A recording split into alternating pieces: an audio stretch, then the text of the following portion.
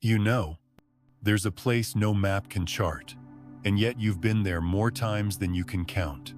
It's that silent space you enter when the noise fades, when your eyelids grow heavy, and the world you call real begins to dissolve like morning mist. But this isn't sleep in the way you were taught to understand it. This isn't fantasy or random brain chemistry. This is a return to the place your soul recognizes by feeling, not by name. Some call it the astral realm, others the fifth dimension, some the space between worlds. But you don't need a name for it to know that it's real. Because every night, without fail, a part of you slips away quietly, effortlessly, like a tide pulling back from the shore. You think you've gone to bed, but really, you've gone home. You see, we were never meant to believe that consciousness shuts off when we sleep. That idea, this notion that we power down like a machine at rest, is one of the greatest illusions we've inherited. Because your body may lie still beneath blankets, but your awareness, it continues. It travels. It remembers. Some mornings, you wake up with an emotion you can't explain. A sense of having gone somewhere, done something, met someone, and yet the details slip through your fingers like sand. That's not imagination. That's residue, residual light from the places you've touched while the world thought you were simply asleep. You may not recall the journey, but your energy never forgets it. And here's the beautiful part. This sacred expedition happens every single night. It's not reserved for the mystics or the monks or the awakened few. It's part of the human design, because you are not just a human being who occasionally has a spiritual experience. You are a spiritual consciousness, having a human experience. And during the hours when the ego lets go of its grip, when the mind stops narrating, when time stops ticking, you return to the ocean of who you truly are. Have you ever noticed that in your deepest dreams, there's no clock, no weight of tomorrow, no need to prove anything? That's because in that space, you're not chasing life. You're not defending an identity. You're simply being, and in being, you remember. Not with your mind, but with your frequency, because in those moments, you're no longer speaking the language of thought. You're communicating in vibration. That's the native tongue of your soul. And that's why it feels so familiar, even if you can't explain it. So tonight, when you drift off, don't see it as an escape from life. See it as an invitation to return to it more whole, more clear, more connected. You don't have to try. You don't have to force it. You don't even need to understand it. Just allow. Allow yourself to be carried, like a leaf floating downstream, not fighting the current, but trusting the river knows where it's going, because it does, and it's been guiding you home, all along. 1. You're not just sleeping. You're departing. It's easy to think of sleep as just lying down and checking out. That's what we were taught. Sleep is passive, unconscious, a blank slate. But anyone who's ever awakened with tears on their face, or a sense of having traveled far without moving an inch, knows better. Because here's what's really happening when your body gets quiet. Another part of you begins to stir. Not your thoughts, not your ego. Something deeper. It's the part of you that isn't confined to skin or time or story. Sleep, in its most sacred form, is not shutdown. It's release. It's not about powering off. It's about slipping through the density of flesh, through the weight of identity, through the illusion that this waking world is the only real one. I like to think of it as a gentle unraveling, like loosening the knots we've tied all day long. Knots of control, knots of worry, knots of needing to know. And as those knots untie, something begins to float. Your consciousness, not the busy mind, but the quiet presence behind it, begins to lift. Not up, not out, not away, but inward. Inward toward source. Inward toward the quiet pulse of what you truly are. From a quantum perspective, this is more than poetry. When we sleep, the dense wave of physical matter softens, and the subtler energies begin to move freely. You're not vanishing. You're shifting states, like water turning to mist. Your consciousness begins to move through realms the waking mind cannot enter. And the beauty is you don't have to do anything. You don't have to try to meditate. You don't have to be spiritual. You just let go. That's the key. Isn't it letting go? Not in defeat, but in wisdom. Because when we finally stop clenching our grip on the day, when we stop telling the night what it's supposed to mean, that's when we begin to experience what it's truly offering. And what it offers is freedom. The most profound kind of freedom you'll ever know. Not freedom from your life, but freedom from the illusion that you are only this life. You see, the moment your eyelids fall, you return, not as a body, but as awareness. And that awareness remembers what your waking self forgets, that you are not here to survive. You are here to remember, and sometimes, remembering begins when the mind is finally silent. So tonight, when you lay down, don't resist the fading light. Welcome it. Let it wash over you like a warm tide.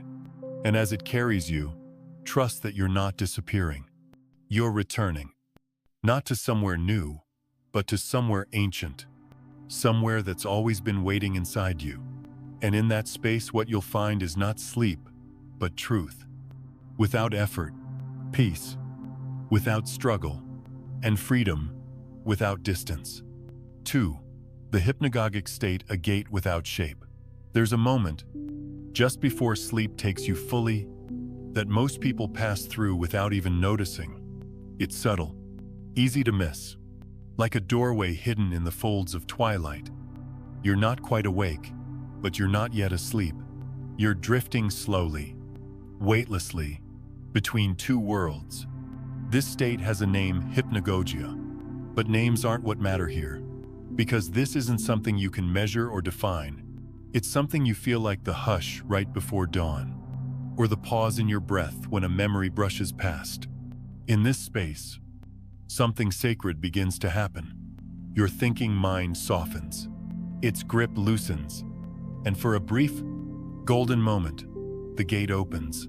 Not a gate you can see, not one made of form or image, but a gate of frequency, a gate of feeling. You see, your rational mind, as useful as it is, tends to talk too much. It fills the silence with noise, logic, structure, planning. But in the hypnagogic state, that chatter quiets, and when it does, something deeper begins to speak. This is where intuition lives, where insight doesn't arrive as answers, but as knowing, as a whisper you don't hear with your ears, but with your being. Some of the world's greatest discoveries came through this space. Nikola Tesla once said his inventions arrived in full. As if downloaded, Salvador Dali would hold a key in his hand as he drifted off, letting it drop just before sleep, so he could catch the visions pouring through. They weren't dreaming, they were listening. And you can, too. Not by effort, not by force, but by stillness. That's the paradox most people miss. The more you try to enter this space, the further it slips away. But when you allow it, when you let yourself hover gently between the waking and the sleeping, you begin to receive. You may see flashes of light, random images, a memory, a face. You may feel like you're floating, or like your body has become heavy, sinking into the bed. Don't analyze it. Don't chase it. Just witness it with soft eyes and an open heart, because that's what this space asks of you. Presence. Not explanation, not control. And in that presence, the messages come, not in words, but in impressions, not through logic, but through resonance. This is your bridge to the unseen. And the beauty is, it's already part of you. You cross it every night, whether you know it or not. But when you do know it, when you begin to meet that moment with reverence instead of distraction, you'll find that something begins to shift in your waking life. 2. Ideas arrive more gently. Emotions carry messages instead of weight. And silence no longer feels empty. It feels sacred. So tonight, as you drift towards sleep, pause. Linger in that edge space. Let yourself float in the in-between. And trust that something wiser than words is waiting for you there, not to impress you, but to remind you, you were never alone. You were just moving too fast to hear the whisper. 3. Meeting the souls you once loved. Sometimes, you dream of someone who's no longer here. A parent who passed away years ago. A friend you lost touch with. A child whose life ended before it ever began. And you wake up with tears in your eyes. Or a softness in your chest. A feeling so vivid, so real, that for a moment the veil between worlds seems thinner than ever. Let me tell you this gently, because it's important. That was not just a dream. It was a reunion, not imaginary, not symbolic, but deeply, energetically real. Because love, real love, doesn't vanish with time or distance or death. It simply shifts form. And when your mind quiets, when your defenses are down, when your awareness begins to open beyond the boundaries of the physical, you can feel them again. Clearly, truly, fully. You see, during sleep, the walls between dimensions don't disappear, but they soften. And in that softening, you become available. Not through effort, not through rituals, but through resonance. You match their vibration, and you meet. Some people dream of being held by their mother, even if she's been gone for decades. Others walk through familiar childhood streets beside a brother or a grandfather. Some hear a voice they've missed so deeply. They wake up sobbing, not from sadness, but from a strange, holy kind of healing. These moments are not fantasy. They are memory, soul memory. Because those we love don't disappear. They return in the only way that matters, through the thread of connection that never breaks. I once knew a woman who dreamt every year, on the same date, of a daughter she had lost in the womb. She would never speak in the dream. She'd just smile and hold her hand. And every time, the woman would wake up with peace in her bones. Not because she understood it, but because she felt it. You don't need belief systems or religious language to experience this. You only need to be willing to feel, because in the world beyond the physical, there is no death. Only transformation, only return, and sleep deep. Surrendered sleep is the bridge that lets you visit the places where they still are, and always will be.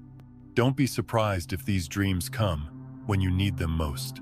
When you're unraveling, when you feel small, when the weight of this world gets heavy, and some part of you silently calls out, please, remind me I'm not alone. They hear you, not with ears, but with essence. And when the frequency is right, they answer, not always in words. Sometimes just with a look, a hand, a presence. So the next time you wake from one of those dreams, don't dismiss it. Don't say it was just my mind. Say thank you. Thank you for crossing the veil. Thank you for reminding me that love, real love, never needs a body to be felt. And that connection doesn't live in memory, it lives in energy. And energy never dies. 4. You don't sleep alone, you're on a mission. Have you ever woken up more tired than when you went to bed? Your eyes open. The room is quiet. Your body has rested. And yet, deep inside, there's a kind of soul weariness that doesn't make sense. That feeling, that weight in your chest or behind your eyes, it's not from broken sleep. It's from the places your consciousness went while your body stayed behind. Because the truth is, you don't sleep just to rest. Sometimes, you sleep to serve. There are nights when your soul leaves the body, not to wander, not to dream, but to work. Not in the way we define work here. No effort, no struggle, but a sacred offering of energy, of presence, of participation in something larger than your individual story. You may not remember it. Most people don't. But forgetting doesn't mean it didn't happen, because your soul, the deepest, most knowing part of you, never forgets why it came here. Some nights, you're sending light into places you've never seen with your eyes, but your heart recognizes as familiar: a hospital room filled with fear, a war-torn street under silent skies, a soul stuck in sorrow, looking for the way out.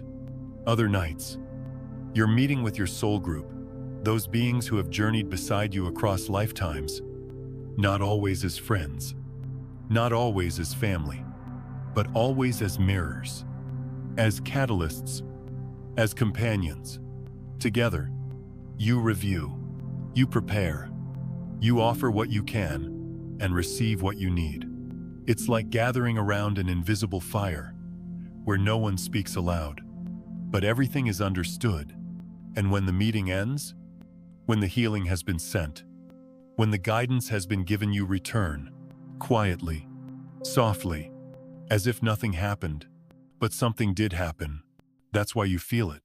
Even if the images are gone, the imprint remains. A strange tenderness, a subtle ache, a knowing without explanation. And sometimes, that's why you wake up weeping, not from pain, but from the weight of something beautiful you can't quite name. It can feel strange, can't it?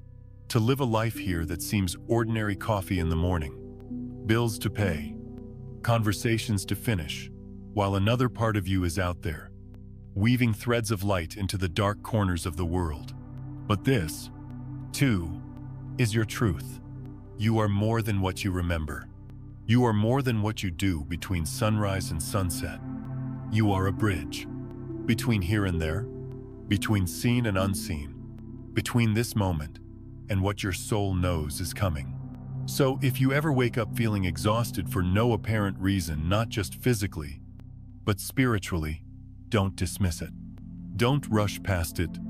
Pause.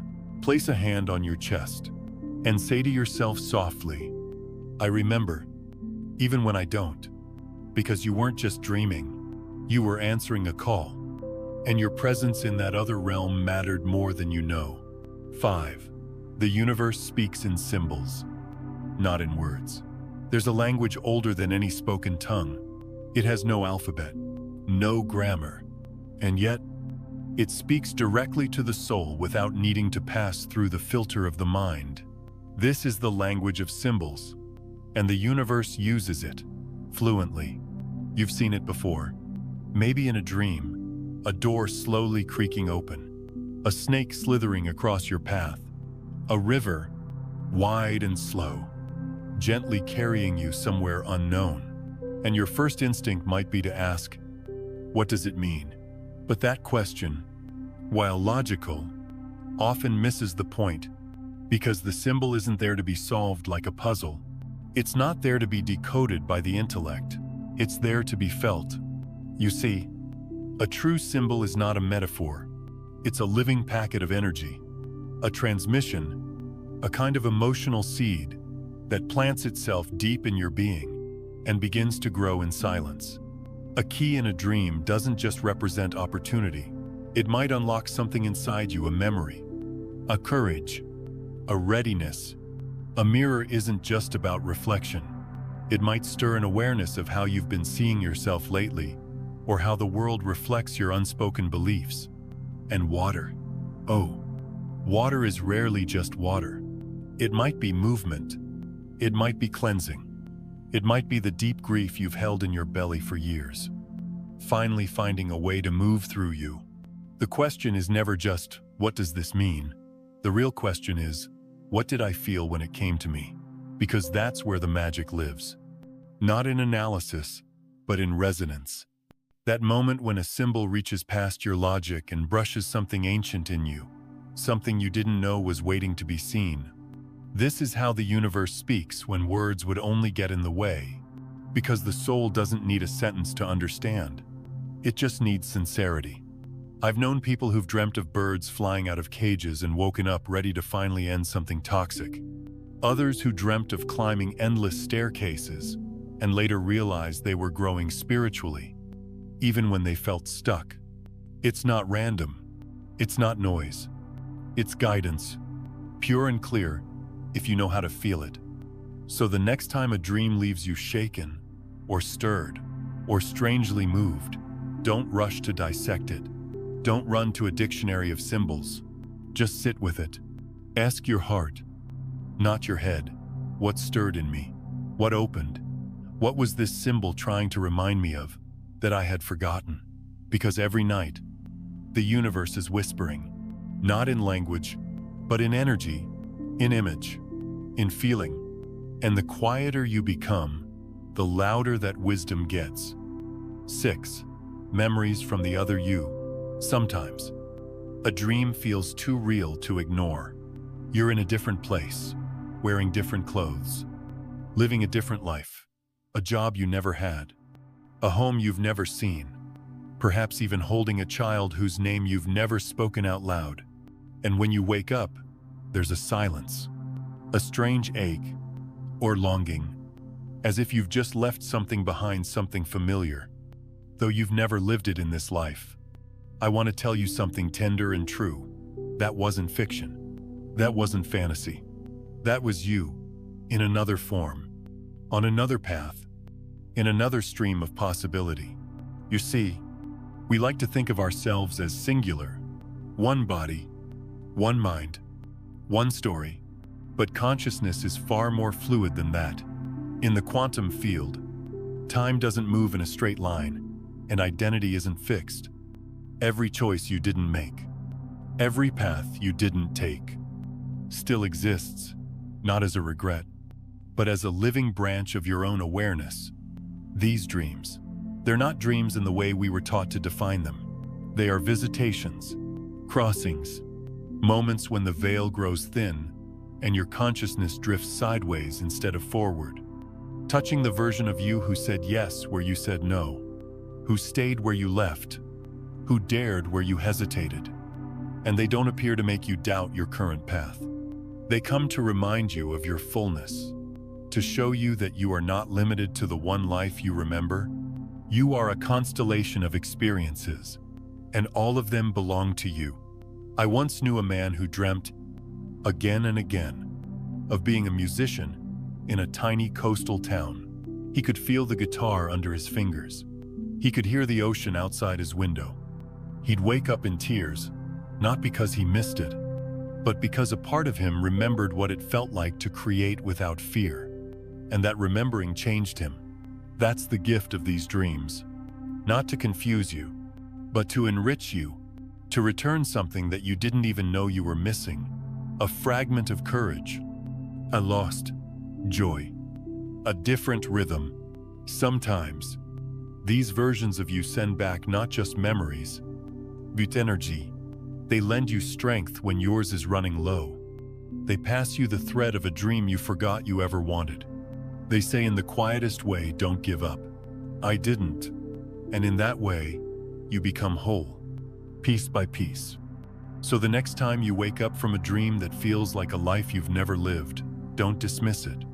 Don't tell yourself it was random. Pause, feel, and thank the version of you who reached across time and space just to remind you, you are never just one thing.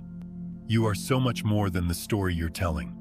And every version of you is cheering for the one who's here, awake, and ready to remember. 7. Dream symbols are the private language of your soul. The ocean doesn't mean the same thing to everyone. One person dreams of waves and wakes up with a feeling of freedom, like their spirit just broke open and flew. Another dreams of that same ocean and wakes up trembling, remembering the weight of something they never got the chance to let go of. Same image, different truth. That's the thing about symbols, especially in dreams. They're not universal codes, waiting to be cracked. They're deeply personal messages, shaped by your life, your pain, your longing, and your path. And more often than not, they come in quiet, not to confuse you, but to connect with you in the only language your soul truly understands. You can't look that kind of language up in a dictionary, because no book can define what the sea means to a child who grew up near it, or to one who lost something in it. You see, Your dreams speak in a dialect made from the fabric of you. The places you've loved, the moments you've buried, the questions you haven't dared ask out loud. A door in your dream might mean you're ready, or it might mean you're afraid. Or maybe, just maybe, it's not a message to decode at all, but an invitation to feel what you've been avoiding.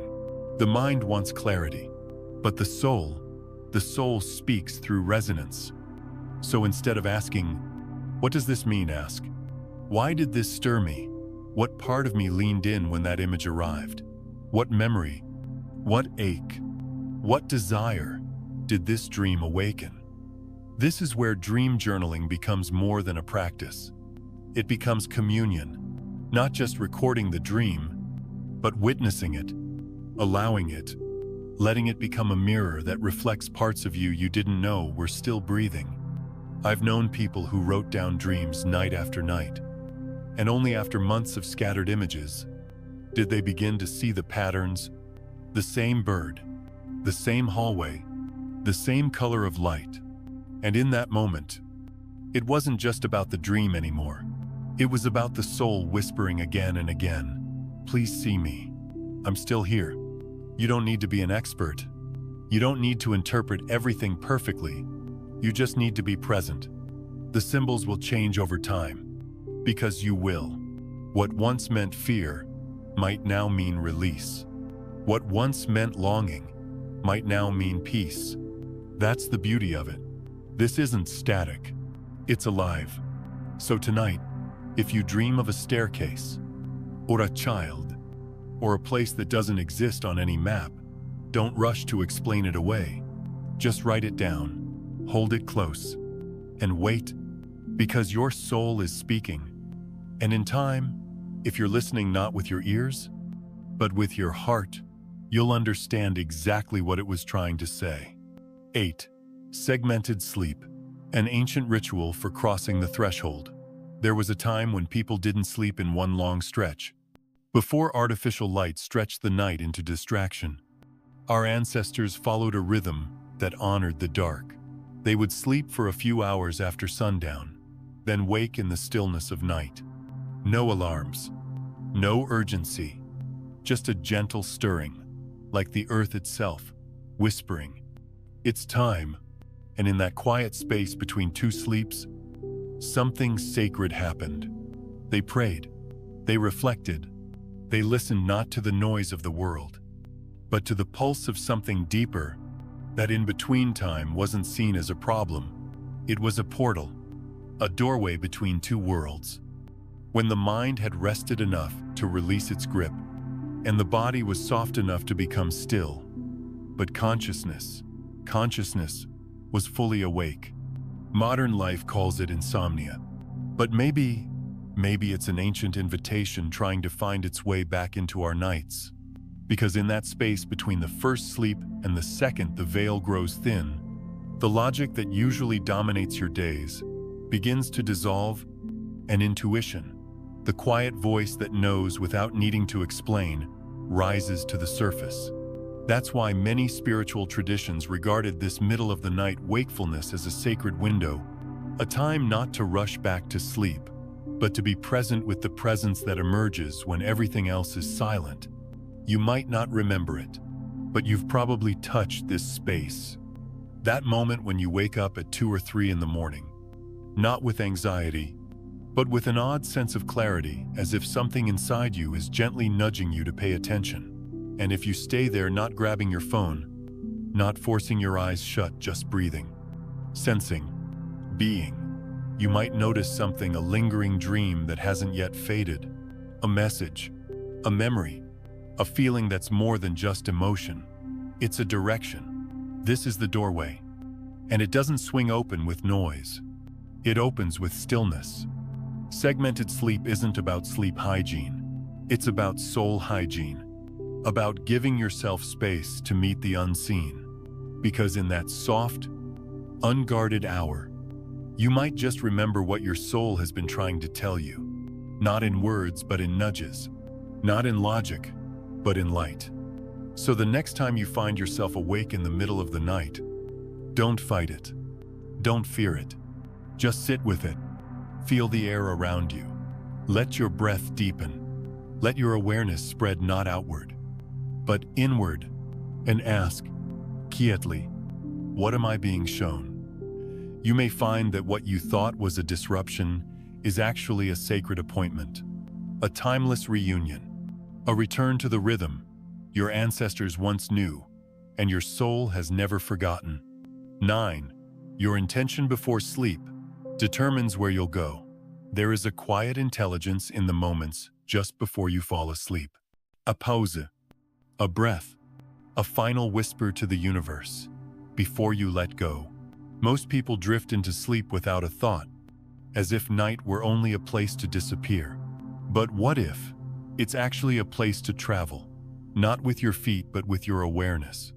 Not on roads but through realms your waking mind can't reach, but your soul remembers how to navigate. And just like any traveler, the direction you take depends on the intention you set before departure. It doesn't have to be complicated. Sometimes, it's as simple as a whisper in your heart.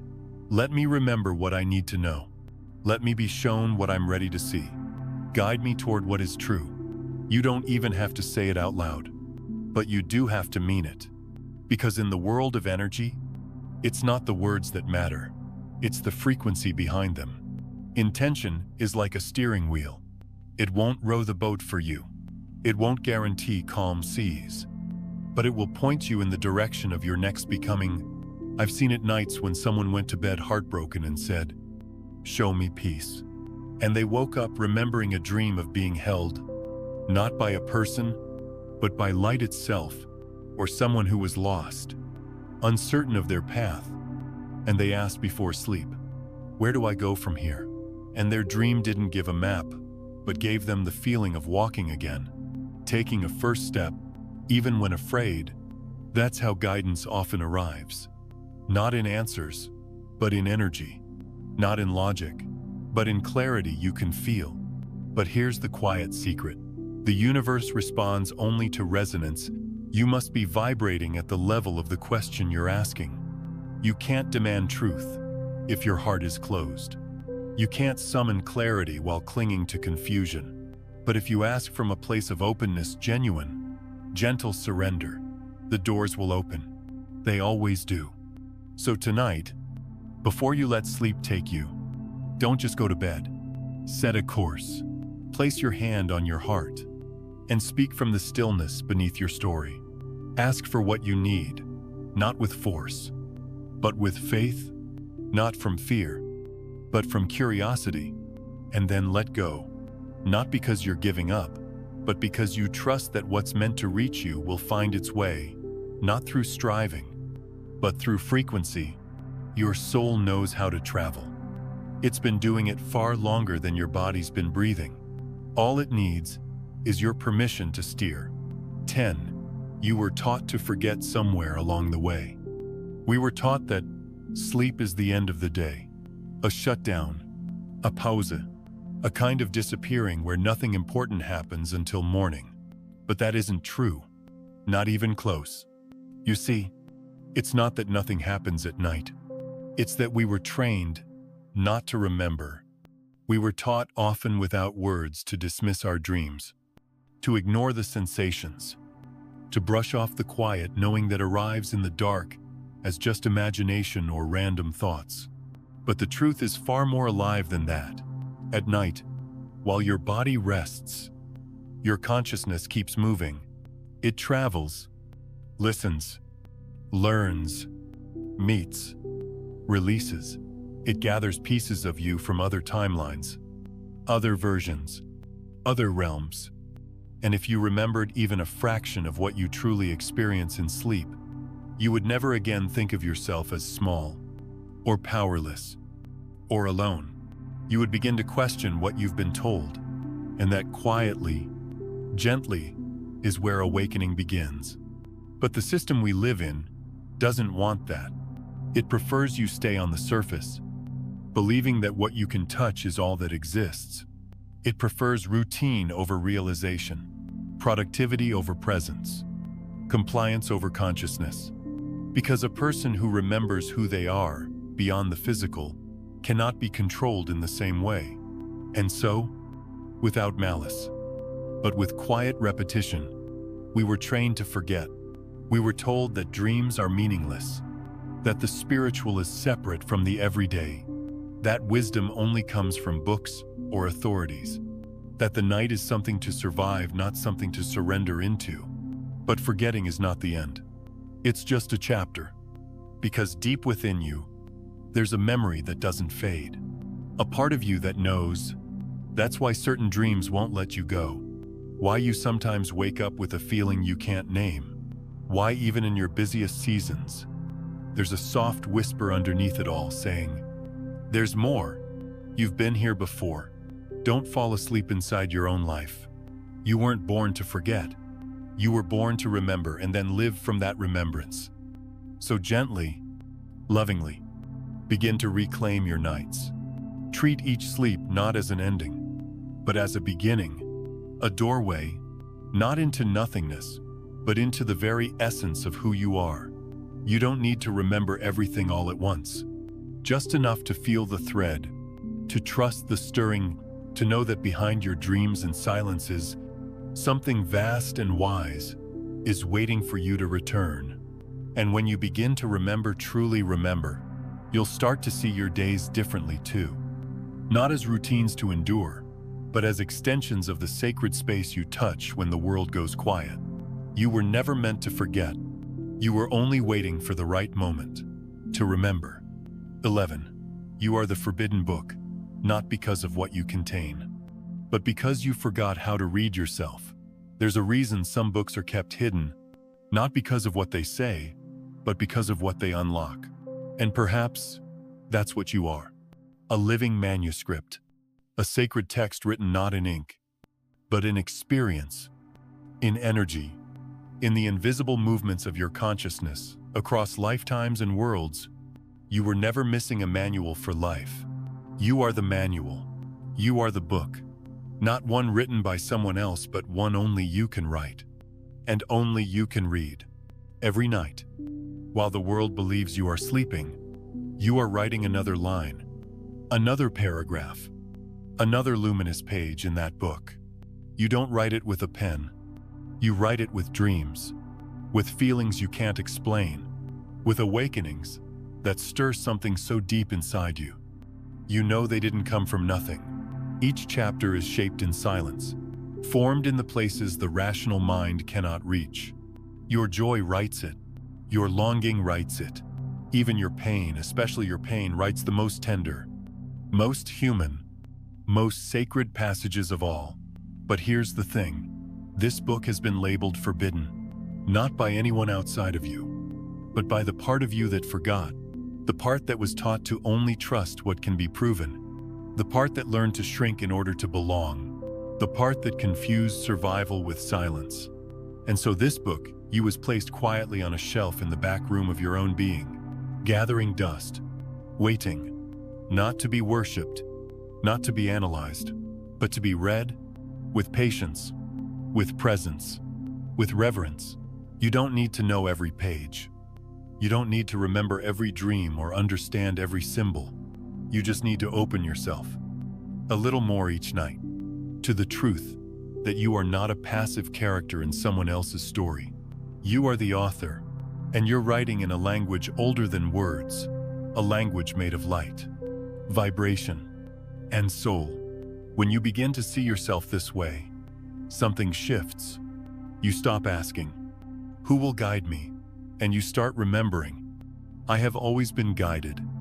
You stop searching for meaning in someone else's voice and begin listening for the voice that has lived inside you all along. So tonight, when you close your eyes, I don't think of it as falling asleep. Think of it as turning a page. Another chapter is waiting to be written. Another line of truth is waiting to be lived. Not in the outside world, but within the book of you. And when you wake, read the feeling that lingers. Read the silence. Read the light still pulsing behind your eyes. Because you are not just dreaming. You are remembering how to read yourself. 12. The body is the charging dock. Consciousness is the traveler. We like to think of ourselves as bodies that have thoughts. But the truth is gentler and deeper. You are not a body that contains consciousness. You are consciousness, and the body is simply where you've chosen to land. For now, like a traveler returning home for the night, you plug into this form, this skin, this heartbeat, this temporary name to rest, to act, to feel, to experience this human journey in all its messy beauty.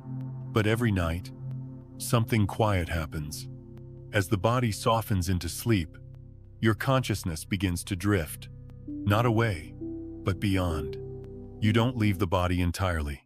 There's still a thread connecting you, a luminous tether that many ancient traditions called the silver cord. It's not visible to the eye, but if you've ever felt yourself hovering at the edge of a dream or floating above your own sleeping form, you've brushed up against its presence. The silver cord holds you in place gently, lovingly while you explore. Your body stays behind, like a charging dock, stable, resting, a sacred home base. And your consciousness, it travels, it learns, it visits places memory can't describe. It meets souls you may have forgotten, but never truly lost. But here's where the truth softens even further. One day, when your work in this body is complete, that silver cord will loosen and let go. Not as punishment, not as loss, but as a natural release. And that, my friend, is what we call death. But death, in this light, is not an ending. It's a continuation just without the need to return. Sleep is practice, not for vanishing, but for remembering how to move without fear, for remembering that you are more than the name on your ID, more than your roles, your history, your edges. You are the traveler, the silent witness behind every experience, the still point behind every breath. And your body, beautiful, brave, and fragile as it is the station you've chosen to plug into. For now, this changes how you treat yourself, doesn't it? You stop fighting your body as if it's the enemy. You care for it, not because it defines you, but because it houses something sacred.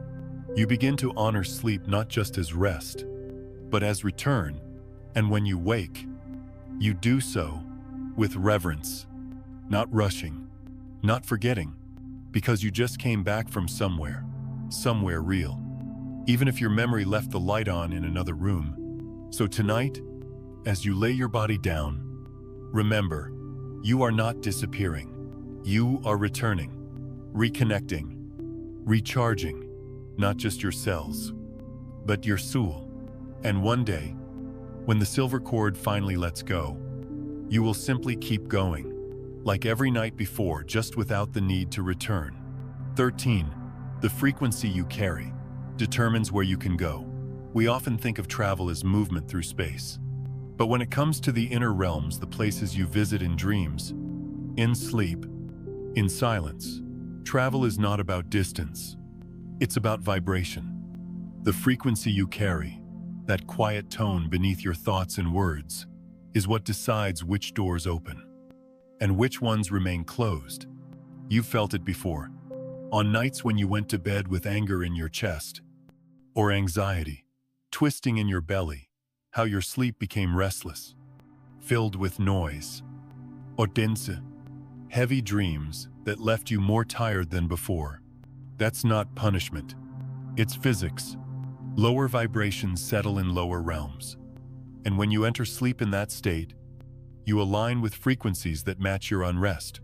But on the nights you lay down with tenderness, when your last thoughts were of someone you love, or a breath of gratitude, or simply the quiet trust that you are safe, you may have noticed something softer, dreams that felt lighter, messages that felt clear, a sense of returning from somewhere luminous, even if you couldn't quite name it. That, too, is not magic. It's resonance. Because consciousness is like radio. You only hear the station you're tuned into.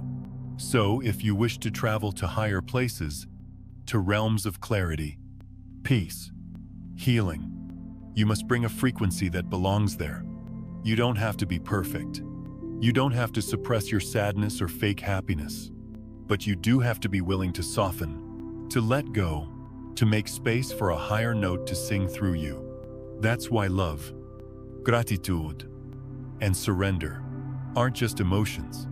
They are keys, passcodes. They shape your energetic fingerprint before sleep, and that fingerprint determines the door you're invited through. I'm not saying it's easy.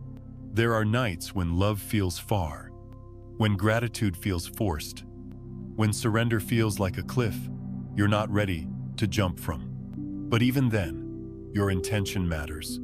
Even if all you can say is, "I don't feel peace yet, but I'm willing to let it find me." That tiny shift changes your signal, and the universe listens. So tonight, before you close your eyes, pause, place a hand on your heart, breathe into the space that hurts, and gently ask yourself, what frequency am I carrying into the dream world? If it's fear, meet it with breath. If it's sorrow, hold it with compassion. And if there's even a flicker of love, let it expand. Because you are not just drifting into darkness, you are stepping onto a path, and the energy you bring, decides where that path will take you. Frequency is not reward or punishment. It's alignment, and alignment is how you come home to where light already lives. 14. Location and cosmic cycles influence the openings of the soul. Not all nights feel the same, and not all places hold you the same way. There are moments and there are locations that seem to carry something extra, a quiet charge in the air, a stillness that goes deeper than silence, a sense that something is listening and waiting. That's not your imagination. It's resonance. It's rhythm. It's the quiet choreography of the cosmos, gently aligning certain doors to open when you're willing to walk through them. You see, consciousness doesn't float in a vacuum. It moves with cycles, just like the tides, just like breath, just like everything that's truly alive. The new moon, for example, it's not just a phase of the sky.